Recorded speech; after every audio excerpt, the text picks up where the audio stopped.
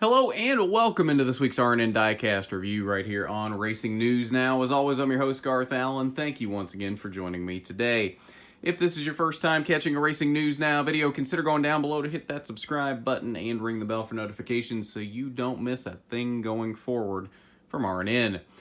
On today's Diecast review, you've seen the title, you know what it is. It is the final 2018 raced version of the season. And I thought this was kind of funny because we've talked about this on past Diecast reviews, how they offered this Timothy Peters truck so late after his Talladega win last season. And I thought it was funny that it actually started shipping the Monday following this year's Talladega truck race. Literally a year later, this truck finally shipped. So, I mean, I guess it's a good thing that it got produced at all, but super late nonetheless. So let's go ahead and take a look at the box. This will be the final 2018 box, 2018 Race to Win box. Be the final one that says Camping World Truck Series. As of course, it is now the Gander Outdoors Truck Series, but typical raced version box for 2018. Render of the truck there, as well as 2018 Talladega winner. Nothing out of the ordinary anywhere else on the box, though. 2018 truck schedule on the back. And then production sticker, they made 505 of these, so just barely made MOQ. I feel like the sponsor probably had to pick up a few here just to make sure this got produced. Even though all the fans kept saying, we want this, and then we see how that goes. What comes in the box? Truck Series Race Winner sticker and the race detail card. Talladega doesn't use confetti or anything. Timothy Peters, Freight Auctions 250 winner, October 13th, 2018, 11th. Truck Series victory for Timothy Peters. And on the back, Peters scores first win of 2018 at Talladega. You can pause to read that if you want to. All right, on to the truck. And this is a good-looking truck. I think it was worth the wait because this is definitely a truck that one of the better-looking trucks, definitely of 2018, if not the best-looking truck of 2018. So we'll start here on the nose as we usually do. Lots of rubber buildup here. A little bit more than I think I would have expected for Talladega, but I'm not complaining. Chevy Silverado 25 and GMS over here on the corner. On the nose, Kingman Chevrolet and the Chevy bow tie. You can see lots of little black speckles here of more rubber buildup all the way down the nose. That's the great part about having a bunch of white in a paint scheme, because you definitely get to see all of the rubber buildup. Camping World across the top of the windshield, 25 on the roof. And I love how they can never figure out how to do these back tail lights here. This one's not even straight. Like, let's look at it. Well, you can't look at it like that because it's on the roof, but try to look at it from an angle here where you can actually see it. Like, I'm pretty sure right here you can tell it's 100% not level in the slightest. Like, come on, guys. Like, it's really not that hard, or I wouldn't think it would be that hard. Peters on the back window. Lots of stuff on the bed. Kingman Chevrolet, regular Chevy logo, Allegiant, and ISM Connect. On the back bumper only at Allegiant.com. Silverado, Chevy, and number 25. Some scrapes back here, I'm assuming from bump drafting and things of that nature. Of course, it is Talladega, so of course there would be bump drafting. Down the driver's side, and this is I think the best part of this truck.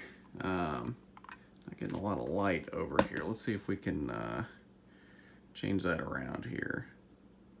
I think that's the best we're going to do here. So Goodyear almost completely scraped off the left front here. Got some contingency sponsors. Number 25. Couple of donuts here on the driver's side. Of course, hard plastic window net, as the trucks usually are. Timothy Peters and one winner sticker on the name rail. Sponsors down the B post. Kingman Chevrolet back here on the quarter panel. More scrapes and bruises and such back here on the quarter panel as well. And then on the passenger side, a little bit of burnt off around here around the tailpipe. More rubber buildup here, you can see in the number. Otherwise, fairly clean on the passenger side. And we have DIN number 86. All right, so that is your look at Timothy Peters Talladega winner from 2018. A really good looking truck. I would recommend picking this up before it gets rare, because I think this is one, honestly, I think this is probably, I'd say this is my second favorite truck race win of 2018. Only beat out by the Chase Briscoe Eldora win. I think the Chase Briscoe Eldora win looks just a bit cooler. But this is a close second. This is a really nice truck. I'm glad I picked this one up. And if you're a fan of truck diecast, of Timothy Peters, of GMS, of just good-looking race-win diecast, this is one to pick up. And if you're one of those people that doesn't like confetti on your race-win trucks, this is the one for you. Talladega doesn't use confetti. There is no confetti on this truck, but there's a lot of good raced-up marks on this truck. It's just a really good-looking truck. I would recommend snagging this one up before it gets rare, because again, it barely made MOQ. They made 505 of them, so there's not a lot of them out there in the wild. So I would recommend picking one up here before it does get rare. And also, I want to show something off here while we're on Diecast Review. You may have seen it on the set on the last video or two. Actually, you may not have. I don't think it's been in a video yet, in a rewind show or anything, but I found my first chase piece, the liquid color Dale Jr. throwback from Darlington. So just want to throw that, or show that off here, because that have not been able to find a chase piece before, but that is I'm really happy I was able to find that. So anyway, that'll do it for Diecast Review this week.